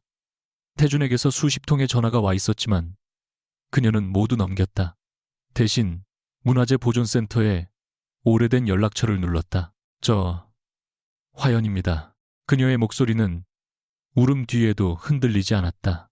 성진문화재단 병풍의 원본 작업 기록을 전부 준비해 주세요. 이번에는 숨지 않겠습니다. 성진문화재단 본관의 회의실에는 긴 타원형 탁자와 12개의 검은 가죽 의자가 놓여 있었다. 탁자 한가운데에는 강동철 명예회장이 10년 넘게 찾아 헤맨 십장생 병풍의 보존 보고서가 펼쳐져 있었고 벽면 화면에는 한서윤과 강태준의 결혼을 다룬 기사들이 멈춘 채 떠 있었다. 강혜란은 창가에 서서 시계를 확인했다. 이혼 합의서와 비밀 유지 계약서는 준비됐지. 법무팀장이 고개를 숙였다. 예, 한서윤 씨가 혼인 중 취득한 재산을 요구하지 않는 조건으로 종로 한옥의 채무를 정리해주는 내용입니다. 금액을 2배로 올려 이미 상당한 액수입니다. 사람은 자존심보다 두려움 앞에서 더 빨리 무너져. 학교도 집도 아버지 이름도 지켜야 하는 여자가 언제까지 버티겠어. 그때 회의실 문이 열렸다. 헤라는 서윤이 혼자 올 것이라 예상했지만 그녀의 뒤에는 국립문화재보존센터의 책임연구원 문정아와 기록 담당자 2명이 서 있었다. 서윤은 수수한 검은 정장을 입고 커다란 보존용 가방을 직접 들고 있었다. 강동철과 태준도 이미 자리에 앉아 있었다. 태준이 몸을 일으키자 서윤은 그의 시선을 피한 채 혜란 앞으로 걸어갔다. 서명하러 온 것이 아닙니다. 혜란이 차갑게 물었다. 그럼 돈을 더 요구하러 왔습니까? 서윤은 가방을 탁자 위에 올려놓고 잠금 장치를 열었다. 성진문화재단이 보관 중인 십장생 병풍의 원본 여부를 확인하러 왔습니다. 교사가 무슨 자격으로? 서윤은 흰 장갑을 끼며 담담하게 대답했다. 보건가 화연의 자격으로 왔습니다. 회의실의 공기가 단숨에 바뀌었다. 강동철은 지팡이를 짚고 천천히 일어섰다. 당신이 화연이라고. 서윤은 보존센터가 발급한 작업 확인서와 과거 복원 기록을 그의 앞에 놓았다. 문정아가 말했다. 한서윤 선생은 지난 10년간 화연이라는 이름으로 국가 지정 유물과 사찰 불화, 민간 소장 회화의 복원 작업에 참여했습니다. 신원 공개를 원하지 않아 기관 기록에서만 실명이 관리됐습니다. 헤라는 서류를 집어들었지만 손끝이 미세하게 떨렸다. 이런 문서는 얼마든지 만들 수 있어. 서유는 반박하지 않고 보존용 상자에서 작은 청아백자 조각을 꺼냈다. 지난번 저희 집에서 보신 백자입니다. 유약 아래 갈라진 선을 메운 안료 배합은 제가 개발한 방식이고 화연의 작업물에만 남아 있습니다. 명예 회장님께서 소장하신 백자 2점도 같은 방식으로 복원됐을 겁니다. 강동철이 비서에게 신호하자 잠시 뒤 수장고에서 백자 사진과 감정 기록이 전달됐다. 새 작품의 미세한 접합 패턴은 정확히 일치했다. 태주는 서윤의 손끝을 바라보았다. 작은 한옥에 잠긴 방과 화연이라 적힌 택배 상자 제역이 보내온 복원 사진이 한 줄로 이어졌다. 자신은 그녀를 보호해야 할 가난한 교사로만 보았고 그녀가 어떤 세월을 견디며 자신의 이름을 숨겨왔는지는 한 번도 제대로 묻지 않았다. 서윤은 강동철에게 고개를 숙였다. 제가 화연이라는 사실이 오늘 논의의 핵심은 아닙니다. 중요한 것은 병풍이 언제 어떤 방식으로 바뀌었는가입니다. 혜란이 날카롭게 말했다. 병풍을 직접 본 적도 없으면서 위작이라고 단정할 셈이야. 단정하지 않았습니다. 그래서 실물 검사를 요청하는 겁니다. 강동철의 허락으로 병풍은 곧 보존실에서 회의실 옆 감정 공간으로 옮겨졌다. 높이 2미터가 넘는 열폭 병풍이 펼쳐지자 해와 산악과 소나무 거북과 사슴이 화려한 색으로 나타났다. 겉보기에는 완벽했다. 헤라는 팔짱을 낀 채 말했다. 국내 최고 감정가들이 진품이라고 확인했어. 서윤은 휴대용 조명과 확대경을 꺼내 첫 번째 폭의 해 부분을 비췄다. 표면의 색은 오래돼 보이도록 인위적으로 낮췄습니다. 하지만 석체 아래의 접착층은 원래 제작 시기와 맞지 않습니다. 법무팀장이 물었다. 그걸 눈으로만 알 수 있습니까? 눈으로만 판단하지 않습니다. 서윤은 보존센터 연구원에게 적외선 촬영 자료를 화면에 띄우게 했다. 겉그림 아래에서 다른 형태의 산맥과 먹선이 드러났다. 이 자료는 12년 전 제 아버지 한정호가 복원 작업 중 남긴 중간 기록과 비교한 것입니다. 당시 원본에는 5번째 폭 소나무 아래에 작은 암각선이 있었지만 현재 병풍에는 없습니다. 대신 원본에 없던 금속성 안료가 사용됐습니다. 혜란이 목소리를 높였다. 당신 아버지는 위조품 유통 혐의로 업계에서 쫓겨난 사람이야. 그 기록을 어떻게 믿지? 서윤의 눈빛이 차갑게 가라앉았다. 그 혐의를 만든 거래가 바로 이 병풍과 연결돼 있습니다. 그녀는 오래된 작업 일지를 화면에 띄웠다. 날짜별 안료 사용량과 손상 부위 운송 담당자의 서명이 촘촘히 기록돼 있었다. 마지막 페이지에는 원본 병풍이 성진문화재단 수장고로 돌아간 뒤 다시 외부 반출됐다는 메모가 남아 있었다. 반출 승인란에는 강혜란의 서명이 있었다. 모든 시선이 혜란에게 향했다. 그녀는 서류를 움켜쥔 채 말했다. 내 서명이 있다고 내가 바꿨다는 증거는 아니야. 저도 부회장님이 직접 바꿨다고 말하지 않았습니다. 서유는 다음 자료를 꺼냈다. 승인서의 잉크는 작성일보다 최소 3년 뒤에 사용된 제품입니다. 서명은 원본을 옮겨 찍은 것으로 보입니다. 문정아가 확대 이미지를 보여주었다. 서명의 굵기와 미세한 점 패턴이 당시 재단에서 사용하던 전자복사 장비의 흔적과 일치했다. 혜란의 얼굴이 굳었다. 태준이 물었다. 누가 고모의 서명을 이용했습니까? 혜란은 입을 다물었다. 강동철이 지팡이로 바닥을 세게 내리쳤다. 혜란아. 그 한마디에 그녀의 단단한 표정이 무너질 듯 흔들렸다. 그러나 서유는 몰아붙이지 않았다. 대신 병풍 뒷면에 종이층을 가리켰다. 가짜 병풍을 제작한 사람은 원본의 구조를 잘 알고 있었습니다. 아버지의 작업 기록을 훔쳐본 사람이거나 복원 과정에 접근할 수 있었던 사람입니다. 그리고 반출 당시 재단 실무 책임자는 부회장님의 전남편 윤상규 씨였습니다. 회의실 뒤편에서 누군가 숨을 들이켰다. 윤상규는 과거 미술품 투자 사업을 벌이다 해외로 도피한 뒤 사망한 것으로 알려진 인물이었다. 혜라는 낮게 말했다. 죽은 사람을 끌어들여 나를 빠져나가게 하려는 거라면 그만둬. 서유는 그녀를 똑바로 바라보았다. 저는 부회장님을 구하러 온 것이 아닙니다.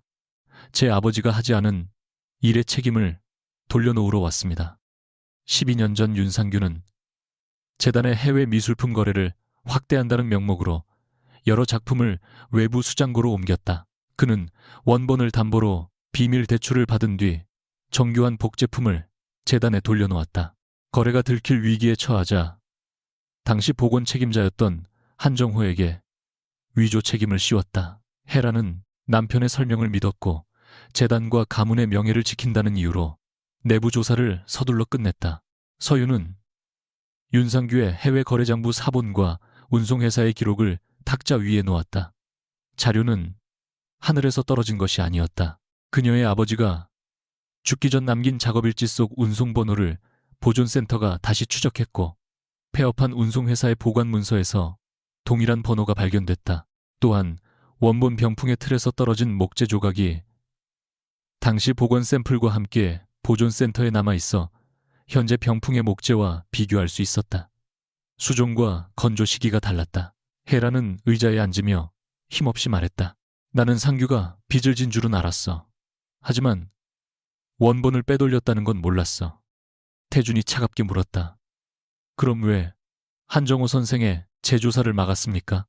혜라는 한동안 대답하지 못했다. 그때 거래가 공개되면 재단이 무너지고 지주회사 승계도 끝날 상황이었어. 아버지는 심장 수술을 앞두고 있었고 내 아버지는 이미 경영권 공격을 받고 있었어. 나는 한 사람의 명예보다 수만 명의 직원이 더 중요하다고 생각했다. 서윤의 얼굴이 창백해졌다. 그래서 아무 죄 없는 사람 하나쯤은 망가져도 된다고 생각하셨군요. 혜라는 눈을 감았다. 그때는 다른 선택이 없다고 믿었어. 선택은 있었습니다. 다만 부회장님이 가장 편한 사람에게 대가를 떠넘긴 겁니다. 강동철은 혜란에게 재단 업무에서 즉시 물러나라고 명령했다. 법무팀에는 외부 기관이 참여하는 독립조사를 시작하고 모든 거래 자료를 공개하라고 지시했다. 혜란은 반박하지 않았다. 그녀는 평생 지키려 했던 자리가 자신을 보호해주지 못한다는 사실을 처음으로 받아들이는 사람처럼 조용히 앉아 있었다. 그때 박민석이 회의실 문을 열고 들어왔다. 그는 혜란에게 호출받았다고 주장했지만 손에는 재단의 오래된 거래 파일을 복사한 저장 장치가 들려 있었다. 태준의 비서실이 그의 출입 기록을 확인한 결과 민석은 며칠 전 혜란의 사무실에서 윤상규 관련 자료를 몰래 복사한 뒤 언론사와 접촉하고 있었다. 민석은 상황을 파악하자 서윤에게 다가갔다. 내가 도와줄 수 있어. 이 자료를 공개하면 네 아버지 이름도 바로 회복돼. 서윤은 그가 내민 저장 장치를 받지 않았다. 당신은 진실을 밝히려는 게 아니야. 부회장님을 협박해서 자리를 얻으려는 거잖아. 민석의 표정이 일그러졌다. 결과가 같으면 되는 거 아닌가. 그 말 때문에 당신이 늘 같은 자리인 거야. 사람을 계단으로만 보니까. 민석은 태준을 향해 소리쳤다. 회장님은 다릅니까? 이 여자 인생을 통째로 조작했잖아요. 이번에는 태준이 부정하지 않았다. 다르지 않다. 그래서 책임질 생각이다. 그는 재혁에게 민석을 내보내라고 지시하면서도 즉시 해고하라는 말은 하지 않았다. 대신 미래교육의 회계조사와 자료 절취, 언론 협박, 정황을 독립감사에 넘기라고 명령했다. 민석은 끌려나가면서도 서윤에게 자신이 아니었으면 아무것도 몰랐을 것이라고 외쳤다. 서윤은 뒤돌아보지 않았다. 조사가 시작되자 이사회는 태준에게 혼인과 재단 사건이 경영 판단에 미친 영향을 설명하라고 요구했다. 일부 이사들은 해란이 물러난 틈을 이용해 태준의 해임안을 준비했다. 재혁은 회의실 한쪽에서 태준에게 속삭였다. 결혼 문제는 사생활로 정리할 수 있습니다. 한 선생님께서 언론 대응에 협조하면 해임안도 막을 수 있습니다. 태준은 서윤을 보았다. 그녀는 자신의 자료를 정리할 뿐 그를 바라보지 않았다. 서윤 씨를 회사 방패로 세우지 마. 그럼 회장직이 위험합니다. 이미 내가 만든 위험이야. 태준은 이사회 화상회의를 연결하라고 지시했다. 화면에 사회이사와 주요 주주들이 나타나자 그는 자리에서 일어섰다. 성진문화재단 사건은 외부 조사를 통해 사실관계를 밝히겠습니다. 조사 기간 동안 강혜란 부회장은 모든 직무에서 배제됩니다. 또한 저는 가족과 배우자에 관련된 판단에서 권한을 사적으로 사용했습니다. 재혁이 놀라 그를 바라보았지만 태준은 멈추지 않았다. 한서윤 선생의 학교 문제를 조사하도록 지시했고 본인의 동의 없이 주변 경호를 배치했습니다. 조사 자체는 불법 행위를 발견했지만 제 방식은 정당하지 않았습니다. 이해 충돌 조사와 이사회 검토가 끝날 때까지 대표이사 권한을 내려놓겠습니다. 화면 너머가 술렁였다. 강동철이 물었다. 태준아, 그 자리까지 버리겠다는 거냐? 자리를 지키려고 사실을 숨기면 고모와 같은 선택을 반복하게 됩니다. 혜란이 처음으로 고개를 들었다. 태준은 서윤을 향해 돌아섰다. 그리고 제 결혼은 재산이나 경영권을 위한 계약이 아닙니다. 하지만 제가 거짓말로 시작했고 아내의 선택권을 빼앗았습니다. 그 책임도 피하지 않겠습니다. 회의가 끝난 뒤 사람들은 하나둘 방을 나갔다. 강동철은 서윤 앞에 서서 오랫동안 고개를 들지 못했다. 한정호 선생의 명예는 반드시 공식적으로 회복하겠소. 재단 이름으로 사과하고 당신이 원하는 조건을 모두 받아들이겠소. 서윤은 정중히 고개를 숙였지만 목소리는 단호했다. 제 이름을 재단 홍보에 이용하지 말아주세요. 화연이 성진가의 며느리라서 사건을 해결했다는 식으로 발표하는 것도 원하지 않습니다. 당연하오. 아버지 사건은 외부 전문가가 검증해야 합니다. 그리고 병풍 원본을 찾기 위한 조사에도 다른 피해자들의 거래 기록이 함께 포함돼야 합니다. 강동철은 그녀가 돈도 자리도 요구하지 않는다는 사실에 더욱 깊이 고개를 숙였다. 혜라는 문 앞에서 멈춰 서윤을 바라보았다. 내가 사과한다고 해서 달라질 건 없겠지? 없습니다. 서윤이 대답했다. 혜란의 눈에 순간 통증이 스쳤다. 그래도 말해야겠군. 미안합니다. 물으고 서윤은 곧바로 용서하지 않았다. 그 말은 조사 결과가 모두 공개된 뒤 다시 들으겠습니다. 혜란은 천천히 고개를 끄덕였다. 그것은 그녀가 평생 받아본 가장 차가운 거절이었지만 동시에 처음으로 감당해야 할 정당한 결과였다. 모두가 떠난 뒤 태준과 서윤만 회의실에 남았다. 태준은 자신의 명패와 출입카드를 탁자 위에 내려놓았다. 회장직 권한을 내려놓는 행위가 그녀에게 사과가 되지 않는다는 것을 알고 있었다. 서윤은 보존 도구를 가방에 넣으며 말했다. 자리까지 버릴 필요는 없었어요. 당신을 되찾으려고 한 결정이 아닙니다. 그럼 왜요? 내가 잘못된 방식으로 사람을 지켜왔다는 걸 인정하지 않으면 다시 같은 일을 할 테니까. 서윤의 손이 잠시 멈췄다. 태주는 그녀에게 가까이 가지 않았다. 처음 당신에게 접근한 이유도 전부 말하겠습니다. 3년 전 당신을 만난 뒤 비서실을 통해 이름을 찾았습니다. 가끔 학교와 공방 소식을 보고받았고 맞선 일정도 그렇게 알았습니다. 위험한 사람이 아닌지 확인하려 했다는 말로 포장했지만 사실은 당신이 다른 사람과 결혼하는 게 두려웠습니다.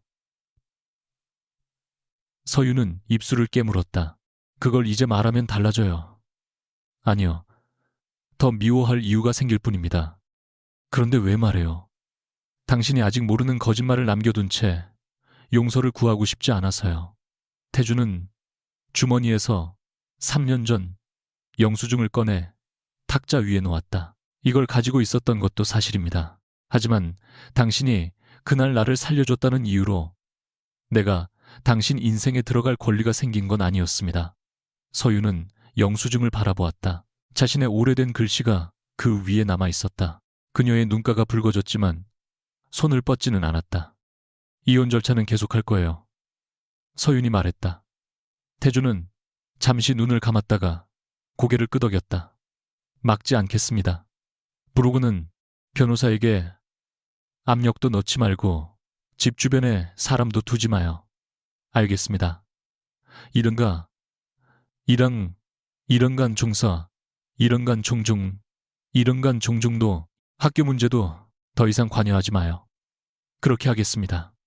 서윤은 그의 대답을 들으며 오히려 더 아파졌다. 며칠 전만 해도 그는 이혼은 안 된다고 단정했다. 지금의 태주는 그녀가 떠날 수 있다는 사실을 받아들이고 있었다. 그것이 뒤늦은 존중이라는 것을 알면서도 서윤은 그 변화를 곧바로 사랑으로 보상할 수 없었다. 그녀는 가방을 들고 문으로 향했다. 태준이 뒤에서 말했다. 오늘 혼자 돌아가도 괜찮습니까?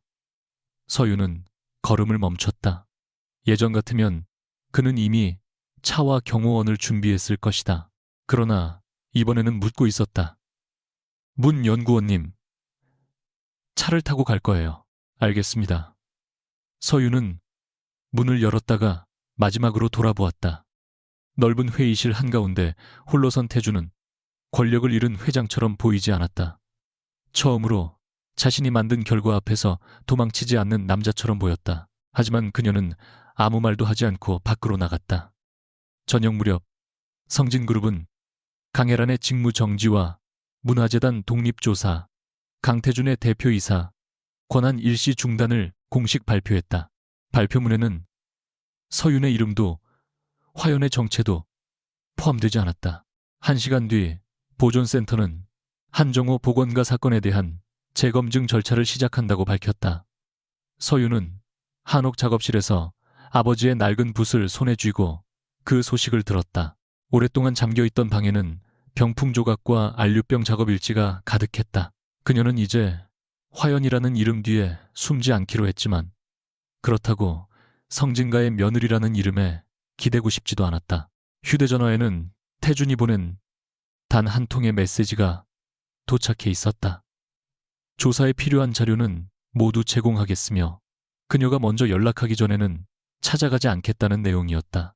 사과도 사랑한다는 말도 돌아와 달라는 부탁도 없었다. 서윤은 메시지를 오래 바라보다가 답장을 보내지 않았다. 대신 아버지의 작업일지를 펼치고 첫 장에 새로운 날짜를 적었다. 그 아래에는 짧은 문장을 남겼다. 숨겨진 것을 드러내는 일은 복원이 아니라 선택이다. 같은 시각 한남동 본가를 나온 태주는 수행차를 돌려보내고 낡은 검은 세단의 운전석에 혼자 앉았다. 그는 처음으로 목적지를 정하지 못한 채 한참 운전대를 바라보았다. 이제 그녀를 되찾기 위해 할 수 있는 일은 아무것도 없었다. 다만 그녀가 자신을 선택하지 않을 가능성까지 받아들이며 더 이상 거짓말하지 않는 사람이 되는 것뿐이었다. 강태준이 대표이사 권한을 내려놓은 뒤 가장 먼저 한 일은 한남동 본가를 나오는 것이었다. 그는 비서실이 준비한 호텔 스위트룸도 성진그룹 소유의 고급 레지던스도 거절하고 종로에서 버스로 세정거장 떨어진 오래된 오피스텔을 직접 계약했다. 보증금과 월세는 자신의 개인 계좌에서 냈지만 그 외의 생활은 누구에게도 맡기지 않았다. 아침이면 세탁기 사용법을 검색했고 저녁이면 시장에서 장을 봤다. 처음 삶은 달걀은 껍질째 터졌고 라면은 물 조절에 실패해 죽처럼 불었다. 윤재혁은 매일같이 전화를 걸어 회장님, 적어도 식사 담당자 한 명은 두셔야 합니다. 라고 했지만 태주는 내가 모르는 일을 남에게 시키며 살아온 시간이 너무 길었다고 답했다. 그는 하루 2번만 성진문화재단 임시조사실로 출근했다. 그곳에서 자신의 권한으로 덮였던 자료를 직접 분류하고 한정호 사건과 관련된 모든 내부 결제 기록을 외부조사위원회에 넘겼다. 서윤에게는 연락하지 않았다. 찾아가지 않겠다는 약속을 지키는 것이 지금 자신이 할 수 있는 유일한 사과라고 믿었다. 다만 종로 한옥의 근저당이 성진 측과 무관한 채권자에게 넘어가지 않도록 법무팀이 일반 절차 안에서만 정보를 제공하게 했고 그 사실조차 서윤에게 알리지 않았다. 한서윤은 학교로 돌아가기 전에 먼저 화연이라는 이름을 세상에 공개했다. 기자회견도 화려한 발표회도 없었다. 국민문화재보존센터 홈페이지에 작업 이력과 실명, 한정호 사건 재검증 자료를 간단히 올렸을 뿐이었다. 그러나 파장은 컸다. 오랫동안 얼굴 없는 보건가로 알려졌던 화연이 가난한 중학교 미술교사였으며 성진문화재단의 위작 의혹을 밝혀낸 당사자라는 사실이 알려지자 인터뷰 요청이 쏟아졌다. 서윤은 대부분 거절했다. 대신 첫 공식 일정으로 연화중학교 학생들과 함께 지역의 낡은 벽화와 생활 유물을 기록하는 수업을 열었다. 학교는 처음에는 부담스러워했지만 외부 감사로 오상필 교감의 자문료 수수가 확인되고 이사회가 공개 사과를 하면서 더 이상 그녀를 밀어낼 명분이 없었다. 미술 수업 축소 계획도 철회됐다. 서윤은 교무실로 돌아온 첫날 자신의 책상 위에 쌓인 꽃다발보다 학생들이 남긴 작은 그림들을 오래 바라보았다. 최수진이 다가와 이제 선생님보다 유명인이 됐네 라고 웃자 서윤은 고개를 저었다. 유명해지려고 돌아온 게 아니야. 아이들한테 자기 작품을 지키는 법부터 가르치려고. 그 말은 아버지에게도 과거의 자신에게도 하는 약속이었다. 성진문화재단 외부 조사는 석 달 동안 이어졌다. 원본 10장생 병풍은 해외 미술품 담보창고에서 발견됐다. 윤상규가 사용했던 유령 회사의 거래번호와 한정호의 작업일지 속 운송번호가 일치했고 병풍의 목재와 안료도 보존센터 기록과 맞아떨어졌다. 조사위원회는 한정호가 위작 제작에 관여하지 않았으며 오히려 반출 사실을 발견하고 문제를 제기하다 책임을 뒤집었었다고 공식 발표했다. 성진문화재단은 그의 명예를 회복하고 유족에게 사과문을 전달했다. 서윤은 사과식에서 눈물을 보이지 않았다. 아버지의 오래된 작업복과 붓이 작은 전시실 중앙에 놓인 순간에야 손끝이 떨렸다. 강동철은 사람들 앞에서 허리를 깊이 숙였다. 우리 가문이 한 선생의 아버지에게 빚을 졌습니다. 서윤은 그를 일으키며 말했다. 빚으로 남기지 마세요. 같은 일이 반복되지 않도록 기록을 공개해 주세요. 이후 재단은 폐쇄적으로 운영되던 감정과 구매 과정을 외부 전문가에게 공개하고 복원 기록을 디지털화하기로 했다. 서윤은 자문위원 자리를 제안받았지만 거절했다. 대신 청소년과 생계가 어려운 젊은 복원가들을 위한 교육 프로그램을 만들어달라고 요구했다. 프로그램의 첫 이름은 한정호 복원교실이었다. 강혜라는 모든 직책에서 물러난 뒤 검찰 조사와 재단 내부 징계 절차에 성실히 응했다. 그녀가 직접 위작 거래를 지시한 증거는 없었지만 남편의 비리를 의심하고도 내부 조사를 맡고 한정호에게 책임이 돌아가도록 방치한 사실은 인정됐다. 어느 늦은 오후 혜라는 경호원도 비서도 없이 서윤의 작업실을 찾았다. 그녀는 화려한 옷 대신 회색 코트를 입고 있었고 손에는 한정호 사건 당시 자신이 숨겨두었던 회의록 원본이 들려 있었다. 이 자료가 있으면 당신 아버지에 대한 민사 절차도 더 빨리 끝날 겁니다. 서윤은 문을 열어주었지만 차를 권하지는 않았다. 헤라는 잠긴 작업실 안을 둘러보다가 낮게 말했다. 나는 평생 가족을 지킨다고 생각했어. 그런데 결국 내가 지킨 건 내 자리였더군. 서유는 한참 뒤 대답했다. 그걸 인정한다고 아버지가 돌아오지는 않습니다. 알아요. 저도 부회장님을 용서할 준비가 아직 안 됐습니다. 용서받으러 온 게 아닙니다. 헤라는 회의록을 내려놓고 처음으로 변명 없이 고개를 숙였다. 한정호 선생과 당신에게 잘못했습니다. 서유는 그 사과를 받아들이지도 밀어내지도 않았다. 다만 문을 닫기 전 말했다. 앞으로 누군가를 지킨다는 이유로 다른 사람의 목소리를 없애지 마세요. 헤라는 조용히 고개를 끄덕였다. 그것이 두 사람 사이에 가능한 가장 정직한 결말이었다. 박민석은 미래교육의 학생 저작물 무단 사용과 회계자료 절취, 언론사에 내부 문건을 넘기려 한 사실이 확인돼 해고됐다. 회사는 학생들과 교사들에게 공식 사과했고, 민석은 서윤에 관한 허위 정보를 퍼뜨린 부분을 정정해야 했다. 그는 마지막으로 서윤을 찾아와 자신도 혜란에게 이용당했다고 주장했다. 서윤은 학교 정문 앞에서 그의 말을 끝까지 들은 뒤 담담하게 말했다. 당신은 늘 누군가가 시켜서 그랬다고 말하네. 나를 버린 것도 현실 때문이었고 이번 일도 부회장님 때문이었다고. 그런데 선택한 건 언제나 당신이야. 민석은 얼굴을 붉히며 너는 이제 회장 부인이니까 그렇게 말할 수 있는 거야 라고 쏘아붙였다. 서윤은 왼손에 반지가 없다는 사실을 보여주듯 손을 들어 올렸다. 나는 아직 누구의 부인도 아니야. 그리고 내가 당신보다 강해진 건 돈 때문이 아니라 더 이상 내 삶의 책임을 남에게 넘기지 않기 때문이야. 민석은 더 말하지 못했다. 서윤은 그를 지나 학생들이 기다리는 미술실로 들어갔다. 그녀에게 민석의 몰락은 통쾌한 복수가 아니었다. 과거의 자신이 더 이상 그의 선택에 묶여있지 않다는 확인일 뿐이었다. 태주는 서윤과 마주치지 않으면서도 자신의 거짓말을 하나씩 정리했다. 그는 혼인신고 날 원래 맞선 상대였던 김도현을 직접 찾아갔다. 김도현은 처음에는 유명 재벌 회장이 자신의 자리를 가로챘다는 말을 믿지 못하다가 태준이 당시의 문자와 입금 기록을 보여주자 얼굴이 굳었다. 저한테 돈을 주면 끝나는 일이라고 생각하십니까? 태준은 고개를 저었다. 사과하러 왔습니다. 원하시면 제가 한 일을 공개하셔도 됩니다. 김도현은 한참 그를 노려보다가 말했다. 한 선생님은 좋은 분입니다. 누군가 자기 인생을 대신 정하는 걸 가장 싫어할 사람이고요. 그런데 회장님은 그걸 알고도 했네요. 태주는 변명하지 않았다. 김도현은 돈을 받지 않았고 대신 앞으로 어떤 사람에게도 같은 방식으로 접근하지 않겠다는 서면 약속을 요구했다. 태주는 그대로 작성해 서명했다. 그는 장성호와 김명자에게도 사과했다.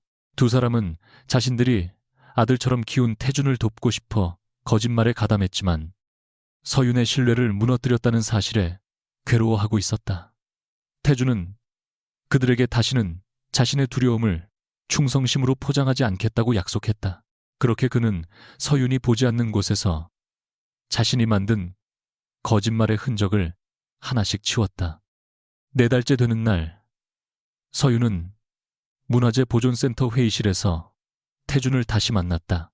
한정호 보건교실 운영위원회 첫 회의에 외부기금 제공자로 성진그룹 임시 경영진이 참석했고 태준은 대표이사 자격이 아니라 조사 협조인으로 가장 끝자리에 앉아 있었다. 그는 서윤에게 먼저 다가오지 않았다. 회의가 끝난 뒤 그녀가 복도에서 요즘 어떻게 지내요? 라고 물었을 때에야 멈춰섰다. 밥은 직접 해먹고 있습니다. 먹을 수는 있어요. 전보다 낫습니다. 김밥에는 더 이상 딸기잼을 넣지 않습니다. 서윤의 입가가 아주 잠깐 흔들렸다. 태주는 그 작은 변화를 붙잡지 않았다. 당신은 괜찮습니까? 괜찮아지는 중이에요. 둘 사이에는 여전히 조심스러운 거리가 있었다. 서윤은 잠시 망설이다가 말했다. 토요일 오후에 시간이 있어요. 태준의 눈빛이 흔들렸다. 있습니다. 종로 국수집에서 만나요. 묻고 싶은 게 있어요. 그는 이유를 묻지 않고 고개를 끄덕였다. 토요일. 태주는 낡은 검은 세단도 수행차도 없이 지하철을 타고 약속 장소에 왔다. 서유는 이미 창가 자리에 앉아 있었고 두 사람 사이에는 3년 전과 같은 멸치국수 두 그릇이 놓여 있었다. 서유는 국수를 한번 저은 뒤 태준을 바라보았다. 세 가지를 물을게요. 이번에는 듣기 좋은 답 말고 진짜 답을 해요. 태준은 곧게 앉았다. 묻기 바랍니다. 첫째, 왜 나한테 진실을 말하지 못했어요? 그는 한동안 생각한 뒤 말했다. 당신이 돈을 싫어해서가 아니라 진짜 나를 알면 떠날 거라고 믿었기 때문입니다. 나는 사랑받지 못할 이유를 미리 만들고 그 이유를 피하려고 거짓말했습니다. 서유는 두 번째 질문을 했다. 다시 그날로 돌아가면 어떻게 할 거예요? 김도연 씨의 자리를 빼앗지 않을 겁니다. 당신 앞에 강태준으로 서서 3년 전부터 기억하고 있었다고 말하겠습니다. 그리고 거절당하면 받아들이겠습니다. 마지막 질문에서 서윤의 목소리가 조금 낮아졌다. 내가 끝까지 돌아가지 않으면요. 태준의 손이 무릎 위에서 천천히 굳었다. 그러나 그는 시선을 피하지 않았다. 슬프겠지만 막지 않겠습니다. 당신이 나를 선택하지 않는다고 해서 내가 다시 당신 삶을 조종할 권리는 없습니다. 그래도 내가 한 잘못은 계속 책임지겠습니다. 서유는 오랫동안 아무 말도 하지 않았다. 태주는 국수가 식어가는 동안에도 재촉하지 않았다. 마침내 그녀가 말했다. 나는 아직 당신을 완전히 믿지 못해요. 압니다. 그런데 완전히 미워하지도 못하겠어요. 태준의 눈에 처음으로 희미한 빛이 돌아왔다. 서유는 곧바로 선을 그었다. 다시 결혼하자는 뜻은 아니에요. 처음부터 만나봐요. 이번에는 이름도 직업도 가족도 다 알고 시작하는 걸로. 태주는 웃으려다 눈시울이 붉어졌다. 그 기회면 충분합니다. 두 사람의 두 번째 연애는 첫 결혼보다 느리고 불편했다. 태주는 데이트 장소를 정하기 전에 서윤에게 먼저 물었고 무엇을 도와줄 때도 허락을 구했다. 서윤은 그의 회사 행사에 꼭 참석하지 않았고 태준도 그녀의 작업실에 들어갈 때마다 문을 두드렸다. 때로는 사소한 일로 옛 상처가 되살아났다. 태준이 말하지 않고 학교 앞에 차를 보냈을 때 서윤은 곧바로 화를 냈고 그는 비가 와서 걱정했다고 해명하려다 멈추고 차를 돌려보냈다. 서윤 역시 재벌가 사람의 말이라면 무조건 의심하는 자신의 습관과 싸워야 했다. 어느 날 태준이 성진그룹 복귀 제안을 받았다고 말하자 그녀는 본능적으로 또 무언가 숨겼을 것이라 생각했다. 그러나 그는 이사회 자료와 조건을 모두 보여주고 당신의 허락을 구하는 게 아니라 내 삶의 중요한 일을 공유하고 싶었다고 말했다. 서유는 그 차이를 배웠다. 6달 뒤 태주는 독립조사 결과 경영상 불법이 없다는 판단을 받고 대표이사로 복귀했다. 대신 가족이 독점하던 문화재단 이사회를 외부 전문가 중심으로 바꾸고 회장 직권으로 학교나 개인 문제에 개입할 수 없도록 내부 규정을 강화했다. 그것은 사랑을 증명하기 위한 선물이 아니라 자신의 권력이 다시 누군가의 선택을 침범하지 못하게 하는 장치였다. 봄이 시작될 무렵 서유는 태준을 처음 만났던 종로 국수집으로 불렀다. 그는 이번에도 지하철을 타고 왔지만 국수집 앞에는 오래된 검은 세단이 서 있었다. 서윤이 수리해둔 차였다. 이 차 아직 회사 창고에 있더라고요. 그녀가 열쇠를 내밀자 태준은 의아한 얼굴로 받았다. 왜 이걸 고쳤습니까? 거짓말에 쓰였다고 차까지 죄가 있는 건 아니잖아요. 두 사람은 처음 앉았던 창가 자리에 마주 앉았다. 서유는 가방에서 서류 한 장을 꺼냈다. 새 혼인신고서였다. 태준의 손이 멈췄다. 이건 첫 번째 결혼은 당신이 만든 우연으로 시작됐어요. 그래서 끝났고요. 서유는 펜을 그의 앞에 놓았다. 이번에는 내가 알고 선택하는 거예요. 성진그룹 회장 강태준. 거짓말을 잘했고 설거지를 못하며 겁이 나면 사람을 통제하려는 버릇이 있지만 고치려고 노력하는 사람. 태준은 눈을 붉힌 채 웃었다. 소개가 너무 정확하군요. 그리고 나는 한서윤이에요. 가난한 교사이기도 하고 보건가 화연이기도 하고 부자를 무조건 믿지 못하는 고집 센 사람이에요. 나도 계속 고칠 거예요. 태주는 서류보다 그녀를 먼저 바라보았다. 정말 괜찮습니까? 서유는 고개를 끄덕였다. 이번에는 당신이 아니라 내가 먼저 말할게요. 나랑 결혼해요. 태주는 펜을 들기 전에 물었다. 언제든 마음이 바뀌면 말해줄 겁니까? 그럴 권리가 나한테 있다는 걸 잊지만 않으면요. 그는 천천히 자신의 이름을 적었다. 혼인신고를 마친 저녁 태주는 수리된 세단을 직접 몰고 연화중학교 앞에 도착했다. 검은 승용차들이 줄지어 서지도 않았고 비서나 경호원들이 허리를 숙이지도 않았다. 학생 몇 명이 창문 너머로 그를 알아보고 수군거렸지만 태주는 기사 제복 대신 평범한 셔츠 차림으로 운전석에 앉아 있었다. 서윤이 조수석 문을 열며 물었다. 회장님이 직접 운전해도 돼요. 오늘은 아내를 데리러 온 기사입니다. 그 말 예전에도 했던 것 같은데 이번에는 신분을 숨기지 않았습니다. 서윤은 웃으며 차에 올라탔다. 뒷좌석에는 태준이 직접 만든 김밥 도시락이 놓여 있었다. 서윤이 조심스럽게 하나를 먹자 그는 긴장한 얼굴로 반응을 기다렸다. 딸기잼은 없네요. 평생 넣지 않겠습니다. 그렇게 거창하게 약속할 일은 아니에요. 차가 천천히 종로 골목을 빠져나가자 저녁 햇빛이 오래된 한옥 지붕과 높은 빌딩의 유리창 위에 동시에 내려앉았다. 서윤은 자신이 하루아침에 신데렐라가 되어 재벌가로 들어간 것이 아니라는 사실을 알고 있었다. 그녀는 자신의 이름과 일 상처와 선택을 그대로 지닌 채 한 사람의 곁으로 다시 걸어간 것이었다. 태준도 사랑이 누군가를 소유하는 일이 아니라 떠날 자유까지 존중하며 곁을 내어주는 일임을 배웠다. 신호가 바뀌자 그는 서윤을 바라보지 않고 먼저 물었다. 집으로 갈까요? 아니면 작업실로 갈까요? 서윤은 창밖의 길을 바라보다가 미소 지었다. 오늘은 우리 집으로 가요. 이번에는 두 사람 모두 그 집이 어디인지 알고 있었다.